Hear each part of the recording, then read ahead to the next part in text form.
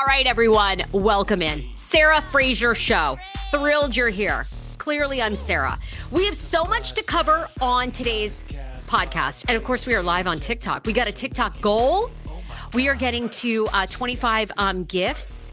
Hit the likes, hit the hearts. Let me see the hearts because we got a ton of tea to get into. I'm talking sister wives dirt. Are y'all ready to hear about Christine Brown Woolley and David Woolley's sex lives? I mean, look, I'm happy for them, but do I want to hear about them boning? Not really. Tap the hearts. Who wants to hear about them boning? Also, is there beef between Meri Brown and Janelle Brown? I'll tell you, Meri is speaking out about that. And that is after Sunday night's episode where Meri Brown, basically a lot of people feel threw Janelle Brown under the bus by going to Kody and Robin and saying, well, you know, Janelle warned me about you too, told me I should lawyer up. Well, Meri is speaking out about that scene. So I'm going to tell you if there is beef between she and Janelle. Plus, we have to get into, there's some crazy true crime stories happening right now. You guys had asked me, number one, to look into the guy here in Los Angeles that was allegedly a Rothschild. Okay, the famous Jewish Rothschild family, the banking family back in the European, 100 years ago, started banks in Europe, uber billionaire family, right? Here in LA, apparently one of the Rothschilds died in a house fire in the past week. He was an eccentric so-called multi-billionaire, part of the family. He had antique cars. Honey, he was a fraud. I could have told you this from a mile away. I told you all. Well, I will tell you about this news story that is breaking here in Los Angeles about this phony Rothschild. Okay, I knew he didn't have two nickels when he lived as a hoarder. What multi-millionaire and billionaire do you know that live in squalor? They don't. I could have told you this 10,000 times. And then we got to get into this CEO in New York City that was assassinated. Has everybody seen this video on TikTok? If you haven't seen it on TikTok, I don't think it can go on TikTok because on TikTok they will take it down. Brian Thompson, the CEO of UnitedHealthcare, shot dead in the streets of New York City. Assassin style. Well, there is a bunch of new information coming out about Brian Thompson, the CEO. The Healthcare United, it's United Healthcare, I believe. Let me make sure I'm getting it correct. United Healthcare. They've had to turn off all their social media comments. People are coming for them so hard. My God, the man was just shot. We're looking for his killer. Have you seen this man? Crime Stoppers has put out a picture. It's all over my TikTok. Have you seen this guy? I mean, how has the internet not tracked down this man? This is the guy who allegedly shot him that police want to speak to. He was staying at a hostel. He escaped on a city bike. He drank a bottle of water, threw it away in the trash. They've already picked up a thumbprint off of the water bottle, but it's smudged. Is this a professional job or not really? Now, I've seen a couple of things on TikTok. Oh, my God. 3 guys that have a podcast show and are like military guys broke down. They do not think this guy is professional because of the way his gun jammed. And they said he really didn't know what he was doing. The gun is also apparently an antique, like a replica of a World War II antique handgun. What in the world? Haven't we caught him already? I mean, who goes to a gun store? He went to a gun store in Connecticut and bought a modern day version of an antique war gun. Well, ain't that going to give you away? This story is wild to me. But there's new information coming out about CEO Brian Thompson, who was murdered in Midtown Manhattan. He was the CEO. He made $9 million a year. And he was separated from his wife. I'll tell you about that situation. More information coming out about the gunman. And detectives also say that Brian Thompson had been assigned bodyguards, but I'll tell you where they are, or where were they when this assassination happened? Crazy. In cold blood, wild. All right, so we have to get into all those stories. What do we want to start with? Should we get more? Do you guys want to hear more about Brian Thompson's murder, the assassin, everything new that's coming out, including, I feel like this guy wants to be caught, this killer. He carved 3 words into each of the bullet casings, which is in reference to a book. What in the world? Should we do that? Should we do that? And then we'll get into sister wives? Kimmy says, oh, he was separated from his wife. Interesting. All right, let's talk about this because this story is everywhere. And by the way, here are the pictures. If you recognize this individual in New York City, of course, police say this person is a person of interest in the shooting death of the CEO, Brian Thompson, who, by the way, father of two teenage boys. I mean, these poor boys, right? Thank you for the gift, by the way. Lost their father. He was 50 years old, shot by a masked attacker. We have images now from New York City police. The manhunt is on. They want to speak to this person that was staying at a hostel, went to a Starbucks. This is why they also say this guy is an amateur assassin. He is not a professional assassin like people thought, because what professional assassin goes to Starbucks and orders a latte prior? Excuse me? No, he didn't order a latte. He got a water and, I don't know, a tissue or something. But anyhow. And Brittany says, do you think New Yorkers are going to talk for 10K? I will say that. Look, I don't want to come hard because I know the Brian was separated from his wife. I'll tell you about that. He's got two boys. The family has actually posted a sign outside of one of their Minnesota homes, basically saying, look, we're not going to speak to the press. There's a rep from UnitedHealthcare. They're going to answer questions for you. We're devastated. We're heartbroken. We're trying to get it together. To get to your point, Brittany, nobody is going to, no, you're correct. Nobody's going to give up information on this guy that they're looking for in New York City for $10,000, which is what Crime Stoppers is offering. But my guess is UnitedHealthcare, they're probably getting ready to give a much higher reward. Probably so is his wife. They were separated, but he was not his ex-wife. But I'm sure this is like really new to everybody. So I'm sure more money in the reward is coming. I absolutely have to imagine United Healthcare, because I hear Brian Thompson was a very good boss. Some of his employees are coming forward that they felt very seen with him as a boss. Oh, Lord, Lisa says $10,000 is not even a family deductible. Lord. Now, United Healthcare had to turn off their comments because people are coming for them so much over the cost of healthcare in this country. And because of Brian Thompson's tragic death today, Anthem Blue Cross Blue Shield reversed a decision where they were going to not cover anesthesia in some states, not all, in some states for certain surgeries. They've reversed that. This is horrible that this had to happen. And now we're getting a reversal today. But a lot of people are coming for United Healthcare because of the cost of healthcare in this country. We're the wealthiest nation in the world. Why are people going home with insane medical bills?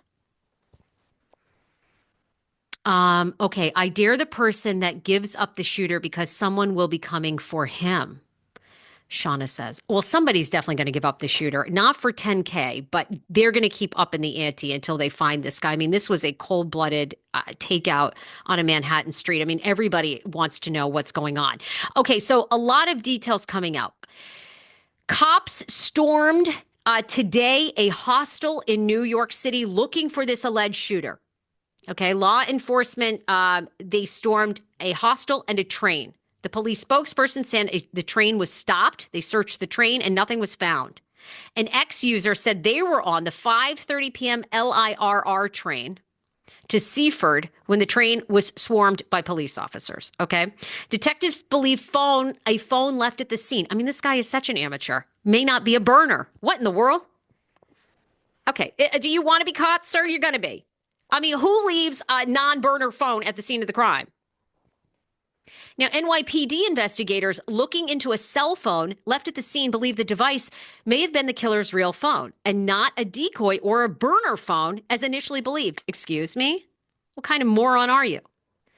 Insiders told the New York Post that despite the cell phone potentially being key to finding the assassin's identity, cops are still struggling to gain access to the device. The hostel where the suspect assassin is believed to have stayed breaks its silence. The HI New York City hostel in Manhattan's Upper East Side. Anybody stayed there? Where the suspected gunman is believed to have stayed, has insisted it is fully cooperating with the NYPD. Why wouldn't you? There was question. You're a hostel. I'm staying there for $30 a night. You're not going to give over information to the police? They claim they're fully cooperating. Well, you should be. and is in an act. They're part of the active investigation. They can't comment at this time. The gunman, who remains at large, is thought to have stayed in the shared room hostel. Oh my God, can you imagine sleeping in the same room as this nut job? Oh, I used to stay in hostels back in the day in Europe. I trust Europeans more than Americans, but oof, spooky. Uh, yeah, they believe that he checked in with a fake ID from New Jersey. Guests at the hostel previously shared how they were shocked to discover they stayed in the same place as the assassin. Now, Brian Thompson, the CEO, had bodyguards. Where were the bodyguards the morning he was murdered in cold blood on the streets? A former bodyguard for the slain healthcare executive said he was stunned at the lack of security the CEO had while walking in Manhattan. Security experts who protected Thompson in the 2000s told TMZ he is shocked and baffled that the businessman was walking alone without a detail. So are we. The guy made $9 million a year. Oh my God, honey, when I make $9 million a year, I'm going to have 18 bodyguards. And then I will no longer have $9 million a year. You can't let a guy like this. Okay, it was all for the people who were killed by insurance companies. Well, God, I hope not. I mean, this guy, it's a lot bigger than this guy. It's our politicians on the right, on the left. You can't kill a CEO of a healthcare company who is doing things. Now, he was also going to be getting ready to go in front of a board about some decisions apparently they had been making, investors meeting and all that. But you can't kill him because of our healthcare system. Hello. Our politicians have let them run amok. It's not that guy's fault. I'm not going live with you, sir, so pass. Sarah, I don't think us in the comments and you are on the same page. Well, that's fine. You don't have to be on the same page as me. I'm not going to sit here and say that I'm happy about the shooting of a father who was head of a healthcare. I mean, that's bananas. I mean, it's not like it's a lot bigger than this man, the healthcare system. The suspected gunman checked into that NYC hostel with the fake ID, law enforcement say. As I told you, they obtained a fingerprint of the suspect from the scene. Now, it was a smudged fingerprint, so officials say that they are attempting to crack into the phone and they're attempting to get a full print off one of those, whether it's the phone or the water bottle, in order to be identifying or hope to identify the assassin.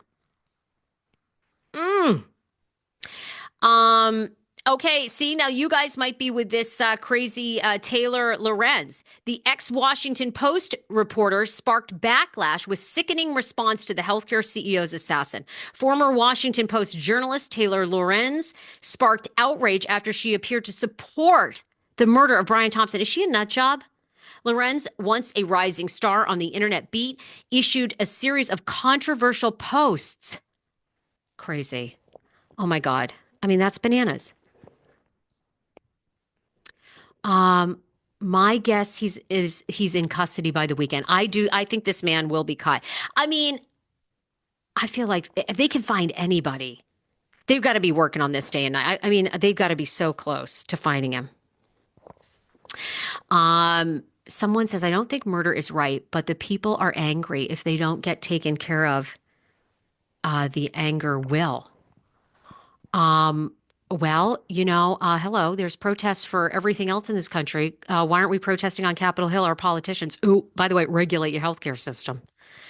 So Taylor Lorenz is getting backlash. Then she even posted the Blue Cross Blue Shield CEO's photo, almost like enticing people to find that woman. Are you crazy? I mean, what in the world? In perhaps the most shocking post, Lorenz shared a news report about the Blue Cross Blue Shield announcing that they would not cover anesthesia. Now, they have reversed that. I mean, it's tragic that this man had to pass for them to reverse it, but they did reverse it today. Now, here are some of the other bizarre details. Police have identified a rare World War II gun as a firearm used to kill Brian. Investigators believe the firearm used to kill Brian on Wednesday was a modern version of a rare World War II gun. They believe that the purchase of this gun from a Connecticut gun shop may have zeroed in on exactly who bought it. The model is an update of the Well Rod pistol developed in the Second World War. Couldn't pick it out from a lineup. Thank God I don't know anything about guns. The murder weapon from Wednesday's shooting has not been recovered. And sources told the Post they are focusing on the rare gun only as an investigative lead. Former ATF agents have announced they believe that Brian Thompson was stalked the day before the hit job. Former ATF special agent in charge, Jim Kavanaugh, said the suspect likely was surveilled and surveilled Brian Thompson's actions on the day prior before he was shot dead. The guy, the shooter, if you know his identity, of course, police want to speak to him, clearly. This guy is in Starbucks 5 minutes before the CEO comes by. Likely he surveilled the CEO the day prior, Kavanaugh said. Then Brian Thompson's family leave a heartbreaking note on his $1.1 million Minnesota mansion. The note reads, family statement, we are shattered to hear about the senseless killing of our beloved Brian. Brian was an incredibly loving, generous, talented man who truly lived life to the fullest and touched so many lives. Most importantly, Brian was an incredibly loving father to our two sons and will greatly be missed. We appreciate your well wishes and we request privacy at this time. And then they give a woman connected with UnitedHealthcare her information. Brian had been the target of a bomb threat. I mean, this story is like crazy. First of all, he'd had death threats prior. Now that right there to me, I mean, I'd be calling the FBI so fast. I'd spend the whole day on the phone with 911. Excuse me, somebody sent me an email. They want to like kill me and my family. Hello. I'm going to need a whole SWAT team out here ASAP. TMZ revealed this morning that Thompson's $1.1 million mansion, less than a mile away from his wife. Now, this is the other thing that's coming out. Thompson and his wife were separated. She lived in a $1.5 million mansion following their separation. And his home was subjected to a bomb threat 12 hours after he was shot. The bomb threat was directed to the city attorney from Maple Grove, Minnesota, in an email claiming there was a pipe bomb at Thompson's home. A bomb squad was dispatched but found no bomb, and the squad also cleared Thompson's wife Paulie's nearby home. Wow. Oh my God. I mean, there's so many layers to this. I keep hitting refresh because I'm like, I feel like they're gonna find this guy like at any time.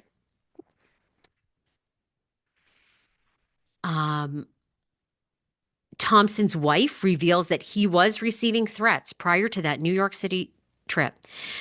Paulette Thompson, 51, is a physical therapist. She was estranged from her husband, Brian. People say that Brian traveled, of course, all the time because he ran the healthcare company.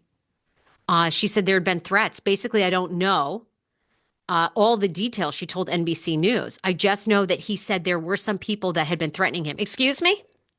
Now, I would have called the police in a heartbeat, and I would have had 18. I would have been like, I'm sorry, I can't leave anywhere without a security detail. What?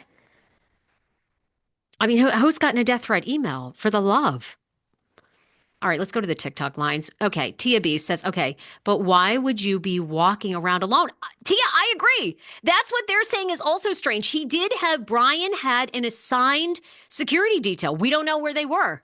Did he tell them to stay back at the hotel? Where were they? Did they not travel to New York City with him? Oh my God. I mean, then a guy that witnessed the whole thing in a car nearby says it was the most terrifying thing he'd ever seen. He says the shooter shot 3 times and then he started running. He said he was so scared the gunman would turn on him as he sat nearby in a car and watched the whole thing. Oh my God. Can you imagine? I would crap my drawer. I would shit my pants right there. I'm the biggest wuss. Brian Thompson was facing a DOJ investigation and lawsuit when he was murdered. Amid the search for a motive to Thompson's slaying, it was revealed Wednesday that the CEO was subject of an investigation from the Department of Justice. Thompson was accused of insider trading fraud before he was assassinated on Wednesday. Excuse me? Well, that is not good. That is not good at all. But again, we don't know what exactly he did because he never made it that far to the DOJ hearing. Sorry. This story is wild. They are definitely going to find this guy. I mean, we're going to get to the bottom of it. I don't know about any of you all, but I am glued. I keep hitting refresh. I'm like, they've got to find this murderer. Who is this guy? I mean, it looked like something. Anybody watching that Jekyll show? Is it on Netflix? Is it on HBO? This is giving me Jekyll vibes. Although they say, by the way, that this guy was not a professional assassin. This story is wild, says Mello. Mello! I know. Zoe says, I'm glued now. Lorinda says, I don't see the sister wives correlation. Well, I know. We're getting to sister wives. Sorry, sister wives has nothing to do with the tragic passing of the healthcare CEO, the murder. Sorry. Different topics. We cover a lot here on the Sarah Fraser show, okay? Tap all the hearts, tap all the likes. Tell me what you guys feel. I know people are outraged by healthcare costs in this country. I'm outraged too. We're all impacted by it. I can't sit here and say, I think it's a good thing that people murdered him. No, I don't know why we're all not protesting our politicians. They're the ones that, by the way, could stop these healthcare companies from jacking up the prices and all these pharmaceutical companies charging you an arm and a leg for all this stuff. Believe me, our politicians on the right and the left could do something. So, and I'm not going to sit here and say, oh, it's a good thing that this man was murdered. It's tragic. 2 boys lost their father. But you're welcome to weigh in. I don't care if you disagree with me. Who do you think the shareholders are? Politicians and people who support them. You're absolutely right. And the first thing that should happen in our political system is people that are elected officials shouldn't be able to insider trade, which they're basically allowed to do. What is it? Something they say, no senator leaves being a senator without becoming a multimillionaire because of the insider trading. I couldn't agree with you more. It's insane in our country.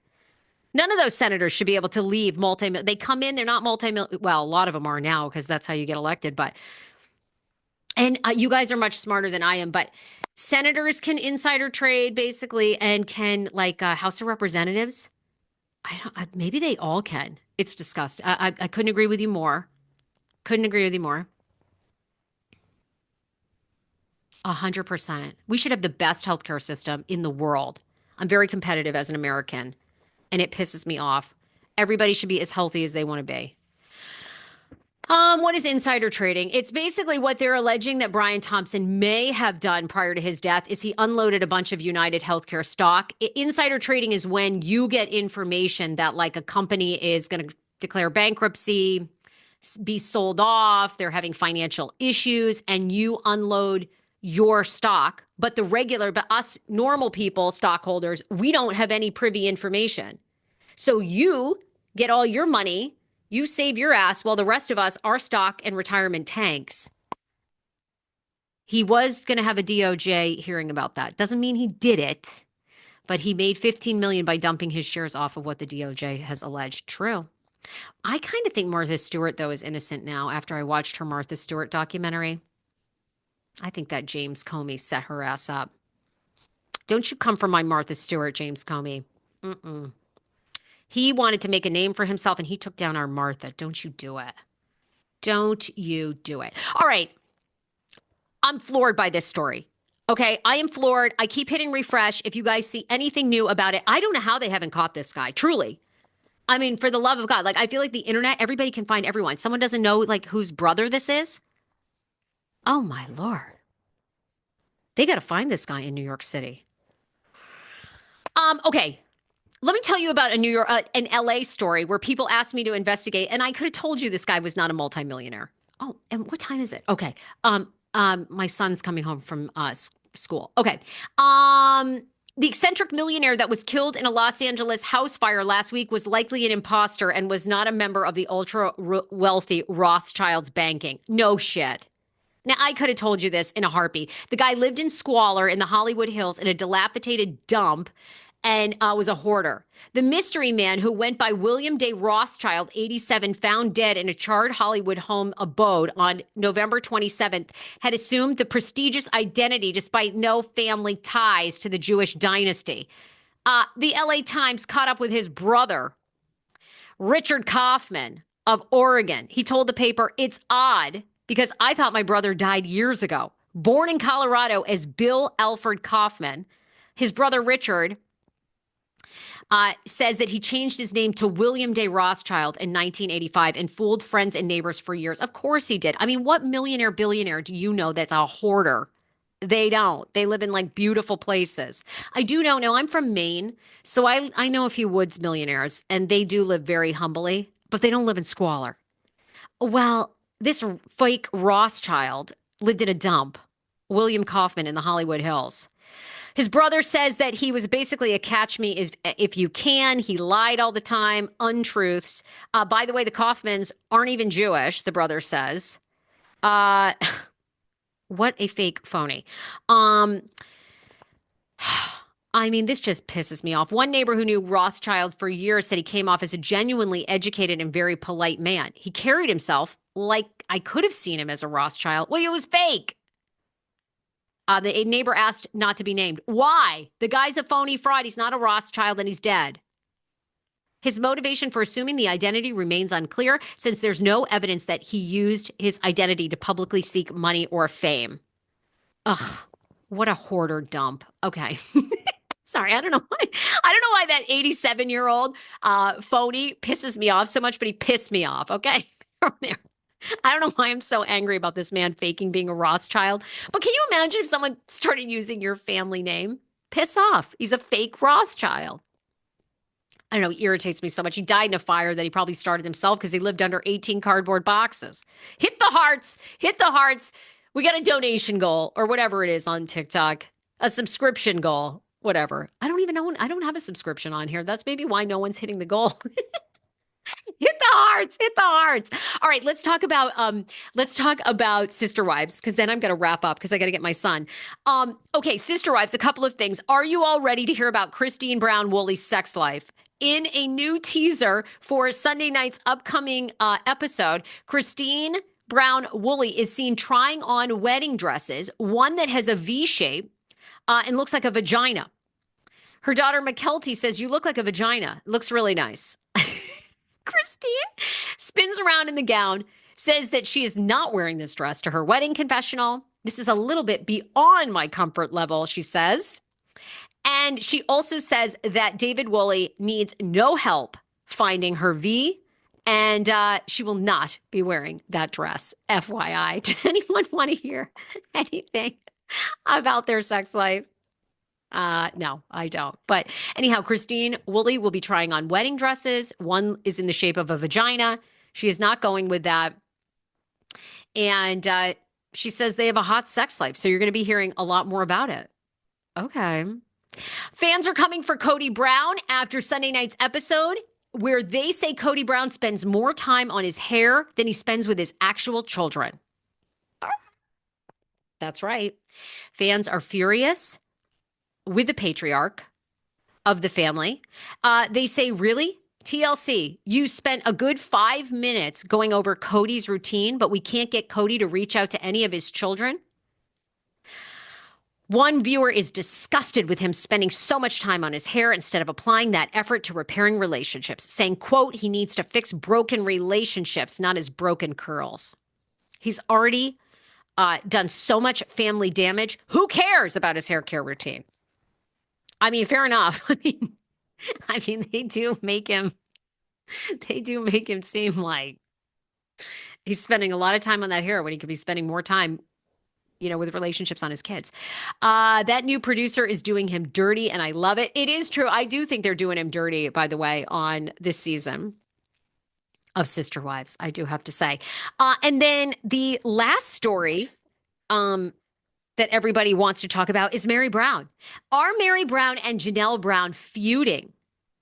So Sunday night's episode, a lot of people are throwing Meri under the bus that she went to Kody and Robin and told Kody and Robin what Janelle had said to her, that she needs to potentially lawyer up and Kody and Robin could do her dirty in the division of Coyote Pass. Well, Meri went live here on TikTok with her friend Jen for well over an hour the other day, 2 days ago. And Meri cleared the air. She says that she and Janelle spoke this week, that things are good between the two of them and there is no beef. She says there's nothing to worry about for fans, and she takes full accountability. She says that while it appeared shady, it was not her intention to throw Janelle under the bus, and she and Janelle are all good. Okay. I love this Meri. I love this Mel Robbins version of Meri Brown. She is positive. She's taken accountability. And Roxy says, yeah, Meri says on her live yesterday that she and Janelle are totally fine. I agree. I think they're all good. So they squashed that beef. Are you guys happy to hear that? I'm happy to hear that. Good for those girls. Good for them. Um, okay. I gotta love you and leave you. My son is coming home, and what did we not get to? Okay, tomorrow we're gonna have to do oh maybe we'll do Dave Portnoy and his ex-wife and his ex. Well, it's not really his ex-wife. He's still married, and she has full access to all his bank accounts, and he's worth like $150 million. Are you like separated from your spouse, but you still have full access to their bank accounts? God, that sounds great. If I divorced my husband, I think he'd like cut me off real quick. Dave Portnoy says he and his wife, even though they've been separated for years, couldn't get a divorce in the state of Massachusetts because the court said that his ex-wife needed to take more money from him. She didn't want to. So they're trying to get divorced in Florida. In the meantime, she has full access to all his accounts. Oh, I'll tell you what, I would not be so kind. I'd be out there living my best life. I'd be Jennifer Tillying it with the $33,000 Louis Vuitton handbag. Debbie says you're so funny. Oh my God, Debbie, I freaking love you. Debbie, I'm glad somebody finds this comedy routine funny. Debbie, love you, girl. All right, I got to love you and leave you guys. I'm sorry. Somebody keep hitting refresh. I need to know when this man is going to be captured in New York City that's on the loose that shot this CEO. This is wild. Okay. There it is. Bye, guys. Bye, everybody. Love ya.